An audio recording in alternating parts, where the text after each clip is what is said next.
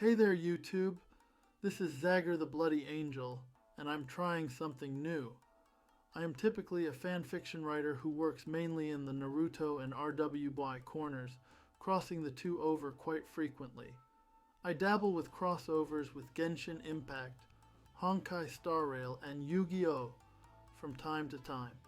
I tried using my actual voice for this, and, well, I hated how I sounded. So I'm doing text-to-speech for now. If you like this sort of thing and want to hear or read more, I'll leave a link in the description on where to find my works. I always appreciate hearing back from faithful readers, and I guess now listeners. So if you like what you hear, like, comment, subscribe, and the rest of that YouTube jazz. Today we're stepping into one of my newest endeavors, a Naruto and RWBY What If, where Naruto's time has ended, but he is unable to move on.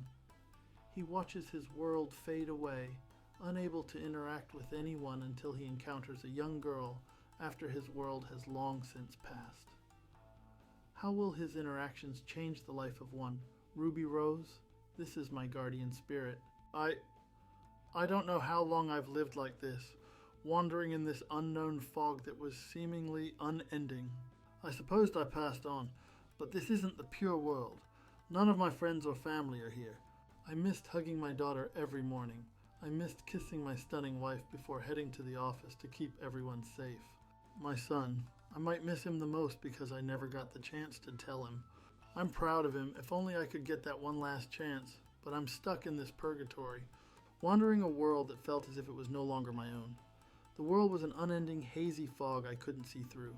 I could see shapes and blurs, but couldn't identify them. I couldn't touch or interact with anything I saw. I simply phased through. Smell and taste had long forsaken me as well. Even when the seasons changed to spring, I failed to smell the wildflowers, to taste the salty air of the sea. Everything sounded like the scratching of a chalkboard or a fuzzy television screen buzzing. I was even unable to use my abilities in any meaningful way.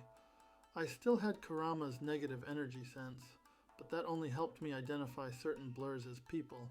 I was cut off from the rest of the world, forced to wander it, hoping that I would come across someone who I could communicate with. Or better yet, someone I could spend this hell with to alleviate the fear and worry as I watched the world pass me by. I knew it. I could see the colors of the seasons change, allowing me to keep track of time for a while. I stopped, feeling the madness well after so many years, yet the world kept changing even as I lost myself. Everything had disappeared several times and the fog thickened to a black mist. Slowly but surely, the world strived forward, and the shapes and figures returned in numbers. And alongside them something new. Something so terrifying I felt the negative energy radiate throughout the world. These black blobs appeared, raiding the other shapes, taking their lives in numbers. But humanity was resilient. They fought back and kept fighting. Even now there was a struggle between whatever this new force was and the remnants of humankind. All I could do was wander, continue to push forward, hoping that maybe someday I would find a way to move on from this purgatory. Or at least find someone I could talk with to ease my mind. Anyone want... Huh? What is that noise? Is that someone crying? Cerulean-tinged eyes peered from the ceaseless fog. For the first time in what felt like forever, he heard another sound beside the senseless white noise he had become accustomed to. One he knew well from his time as a father. It was the sound of a young girl crying. Paternal instinct welled within. He naturally came to those in aid, but it was always something different when it was a young child in need, especially as the years wore long. He had to find the source, who was crying. He also wanted to know why he could hear them crying, but that could come later. What was important was finding the child, the little girl. Luckily, he had become accustomed to navigating the fog. He knew he was in a forest. It didn't really matter. He could phase through trees to get where he needed to go. Lent credence to his thoughts, he had passed on and become a wandering spirit. The cry was muffled before, but now it resonated like a roar. He was close. He stopped in the middle of what felt like a rough road. He couldn't help but stare. There was the usual sight of blurs that had become his norm. Despite the fuzzy shape, a small figure, evidently a small human, walked toward him in the path. It was smaller than usual. Another child, perhaps. They weren't who he heard the crying come from. It came from what that child was pulling behind her. A wagon, maybe. He couldn't really tell. But he could see what lay within, sleeping peacefully.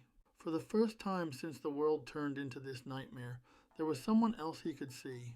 A young girl, barely older than a toddler, dressed in red. He frowned. She wasn't crying. Her aura felt positive, with only a tiny amount of negativity flowing within. It was growing, that was certain. So why did he hear her crying? What drew him here? Allowing the other child to phase through him, he studied the young girl while walking beside them. There, he noticed a simple dried tear on her cheek. So she had been crying. His concept of time had become warped, so it made sense. What bothered him was why 2 children were out here, in the middle of nowhere, alone.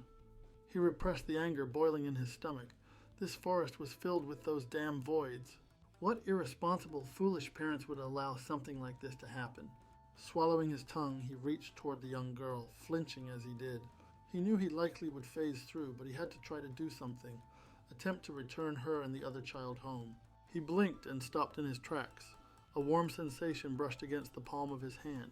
A familiar sensation he had long so he would never feel again. The touch of another person as his hand brushed against her shoulder. He could feel her. "Dad," the young girl muttered as she rose, rubbing her eyes and looking around. His heart yearned at her response. He hadn't heard that word in so long. He wished he knew what happened to his children, to his wife. The grating noise he had become accustomed to being human speech followed.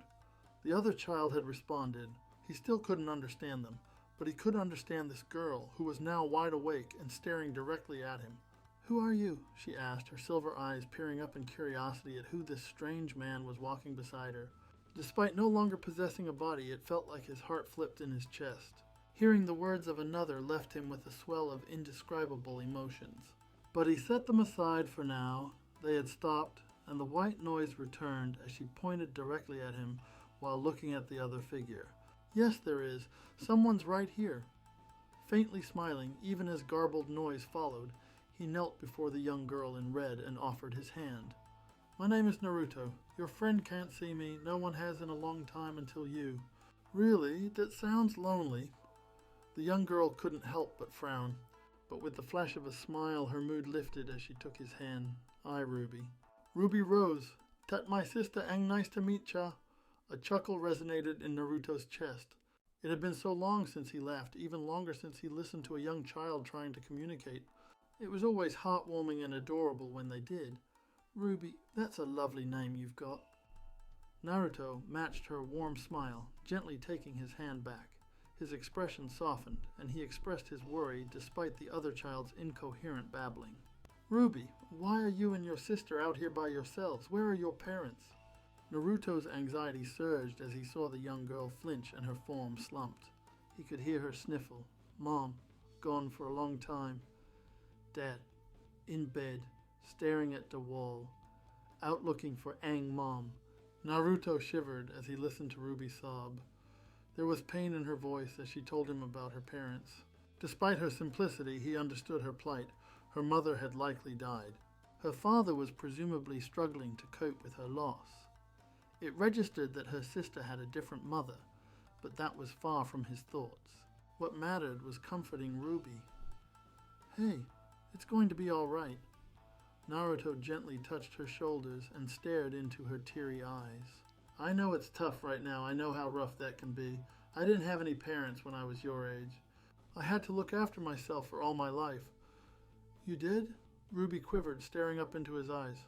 Naruto had to bite his lip, those shimmering eyes and that haunted expression. He just wanted to hug and comfort her.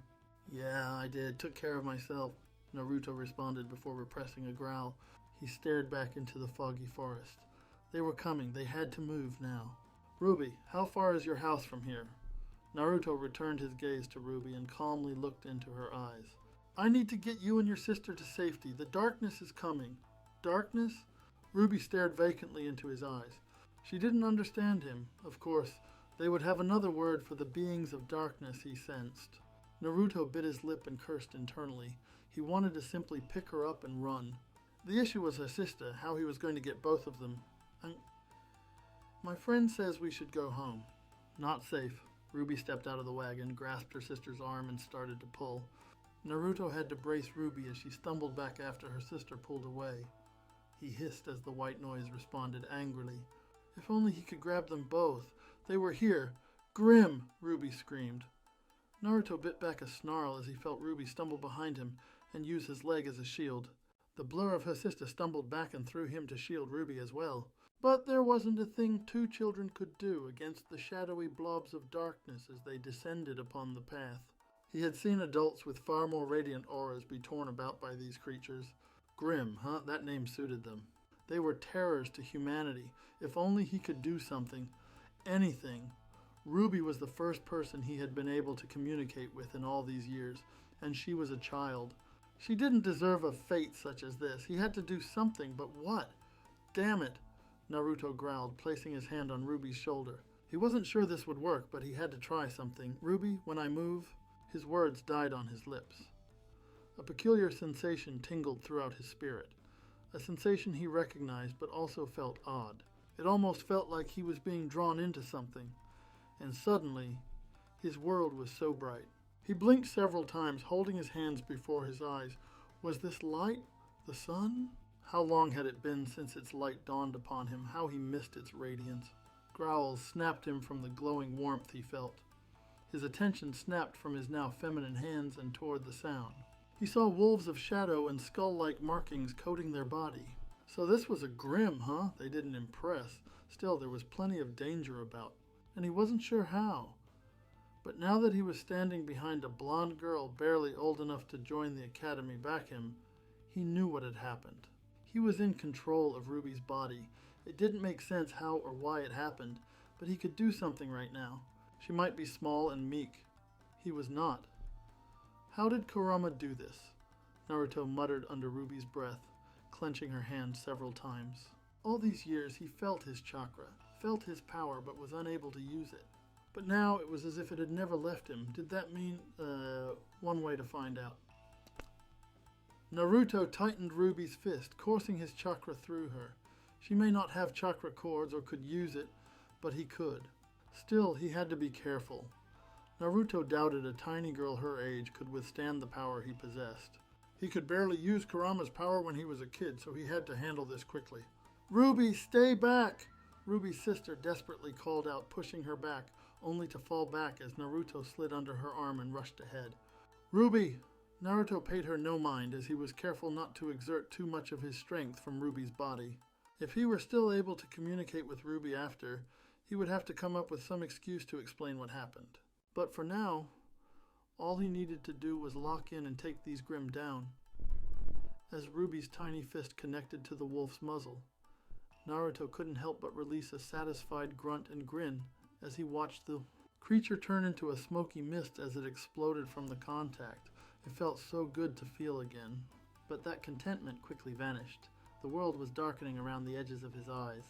His control over RWBY started to wane. Naruto growled. He didn't have much time. He had to wrap this up now, and he couldn't do that while being careful with his power. "Sorry, RWBY." Naruto concentrated, holding out RWBY's tiny hand palm up. A small black orb was molded before fully forming. He felt her entire body tremor, and he grimaced. "This is gonna hurt, but it will be quick." In the blink of an eye, the orb vanished, and every Grim turned into a fine mist before it returned, hovering over her palm. As his world darkened, and he felt RWBY regain control, he released one last smile as the truth-seeking orb dematerialized. Someone else was here, a man who looked more than capable of handling the situation. He was comfortable in leaving it in his hands. The worry visibly expressed on his features was enough for him to know that. After such a long time, he finally interacted with the material world and saved the lives of 2 young girls. Although the world he had come to know faded from his vision, he felt fulfilled. This may be all he needed to do to find the pure world. He could hope at least. At least now he could rest. You're safe now. "I have to leave. Take care, RWBY." Naruto spoke as he fell into a void, closing his eyes as a shining warmth enveloped him. He released a content sigh. It was a pleasure to meet you, and let the warmth consume him. Her heart thumped in her chest. She blinked several times, gawking at the black mist that surrounded her. Her gaze fell onto the black orb she held in her hand as it fell apart and returned to dust. Ruby failed to comprehend what had just happened. She was behind Naruto and Yang as the Grimm approached. What she remembered that was strange was Yang stepped and went through her new friend. How did she do that? Why didn't he feel weird about it? She remembered he spoke. His voice felt so comforting. It was as if he had faced the Grimm before. Was he like Mom? A hero who fought them? Where was Naruto? Why couldn't she see him anymore? Where did he go? Naruto. Ruby scanned, searching for her new friend, but failed to see him. But as she spoke, she felt a warm sensation bubble in her belly, and she heard his comforting voice once again.